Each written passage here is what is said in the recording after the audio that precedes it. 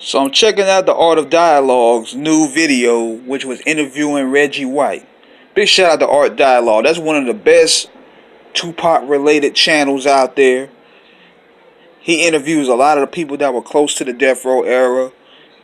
It's not in some chatty patty fashion. The guy knows his stuff. He does his homework. So be sure to check out the Art of Dialogue for the latest on the death row news, the Tupac news. Go to that guy instead of going to Vlad. That's basically what I'm saying. But I want to do a topic on what he was talking about here with Reggie Wright. Where do you guys feel that was Tupac right in calling out Ice Cube?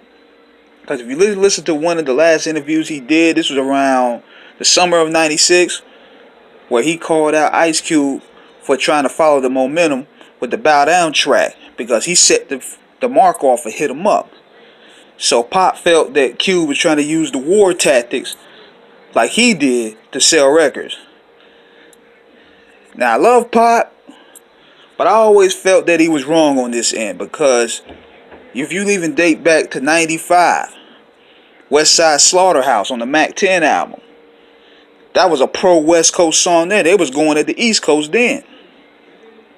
He said hip hop started on the West, Ice Cube bailing through the East without a vest.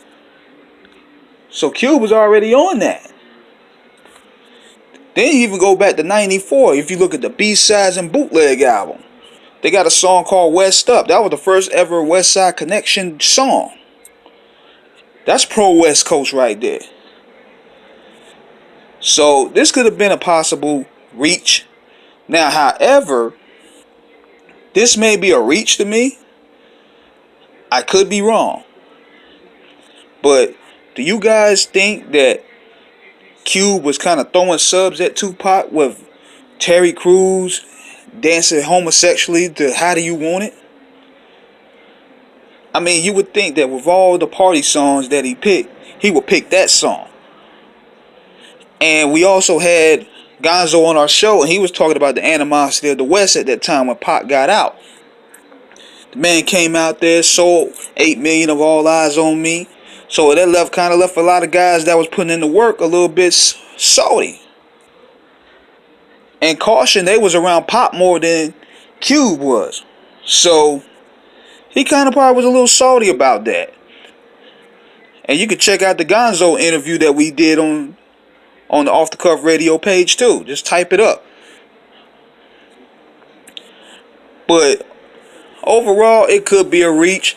But then again, Cube has a tendency of doing that, because if you look at the Boys in the Hood movie, where the dude that snatched dude chain wore the Eazy-E shirt, and they beat the daylights out of dude.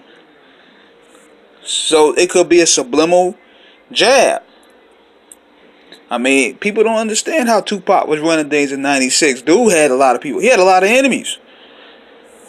I'm pretty sure that there was always mutual respect there, but being that Tupac wasn't the type to hold his tongue, he wasn't afraid of addressing things, and made a lot of people feel a sort of way. So, do you guys feel that Cube was copying Tupac? Do you feel Pac was wrong? Do you feel Pac was reaching? Do you feel that Friday After Next was sort of like a diss? Let me know. Let's shoot the breeze. This is King Eric the Great signing out. Hit the subscribe button. Y'all know what to do. Holla back.